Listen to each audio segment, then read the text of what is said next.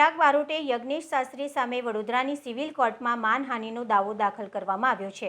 વડોદરા શહેરમાં કેટલાક દિવસ પૂર્વે યજ્ઞેશ શાસ્ત્રી નામના ઈસમે શહેરના ડેપ્યુટી મેયર ચિરાગ બારોટ સાથે ભૃગેશ પટેલ સામે પેટ્રોલ પંપ લખાવી લેવા સહિતના આક્ષેપ લગાવ્યા હતા, જેમાં પગલે રાજકીય મોરચે હડકંપ મચી જવા પામ્યો હતો। ત્યારે ડેપ્યુટી મેયર ચિરાગ બારોટ અને ભૃગેશ પટેલ દ્વારા પાયા વિહોણા આક્ષેપો કરનાર યજ્ઞેશ શાસ્ત્રી સામે એડવોકેટ મિનલ ગોહિલ મારફતે શહેરની સિવિલ કોર્ટમાં નામદાર કોર્ટે સમક્ષ બે અલગ અલગ માનહાનિના દાવા દાખલ કરવામાં આવ્યા છે, જેમાં ડેપ્યુટી મેયર ચિરાગ બારોટે 10 કરોડ અને ભૃગેશ પટેલે 5 કરોડ રૂપિયાના માનહાનિના દાવા દાખલ કર્યા હોવાનું વાતચીત દરમિયાન ડેપ્યુટી મેયર ચિરાગ બારોટના એડવોકેટ મિનલ ગોહિલે વાતચીત દરમિયાન વધુ માહિતી આપી હતી।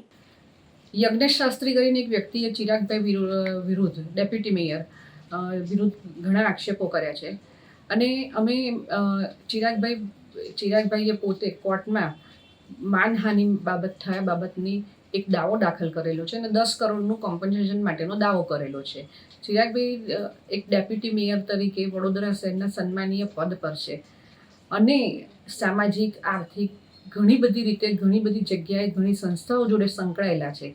એવી વ્યક્તિની વિરુદ્ધ તમારે જ્યારે કોઈ આક્ષેપ કરતા હોય તો તમારે પુરાવા સાથે કરવા જોઈએ, પણ આ યજ્ઞેશ શાસ્ત્રી જે મીડિયા સમક્ષ ને બધી જ જગ્યાએ એવું બતાવે છે કે પેટ્રોલ પંપના જે ભાગીદારી લેખ છે બતાવે છે અને આક્ષેપો કરે છે, પણ એ ભાગીદારી લેખ જે બતાવે છે એને એ ભાગીદારી લેખનો સમજૂતી કરાર રદ થઈ ગયો છે અને એને ઘણા મહિનાઓ થઈ ગયા છે, છતાં પણ એ રદ થયાનું વાત કશે કરતા નથી અને કશે એ શો નથી કરતા અને ફક્ત ખોટા આક્ષેપો કરીને કરે છે। એટલે ચિરાગભાઈ ડેપ્યુટી મેયરે એમની વિરુદ્ધ માનહાનિનો કેસ સિવિલ રાહે પણ દાખલ કરેલો છે અને એવી જ રીતે એક પોલીસ સ્ટેશનમાં અરજી પણ આપી છે કે ડિફોર્મેશન બાબતની એક એપ્લિકેશન પણ કરેલી છે, જે હાલમાં પેન્ડિંગ છે બંને।